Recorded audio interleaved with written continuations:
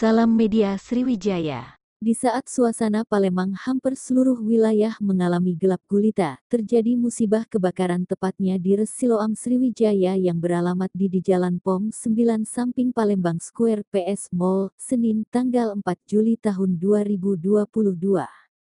Kebakaran terjadi tepatnya di salah satu ruangan lantai 2 di Rumah Sakit Siloam. Kobaran api diduga terjadi akibat korsleting genset sekitar pukul 20.48 waktu Indonesia Barat.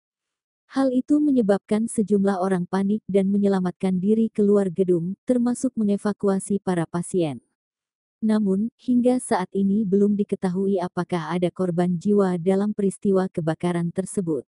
Selain itu, petugas kepolisian dan pemadam kebakaran sudah berada di lokasi kejadian. Saat ini Kapolrestabes Palembang Kombes Polisi Muhammad Najib beserta anggota Polrestabes Palembang dan 4 mobil pemadam kebakaran telah bersiaga dan berupaya memadamkan api, supaya tidak ada api yang kembali muncul.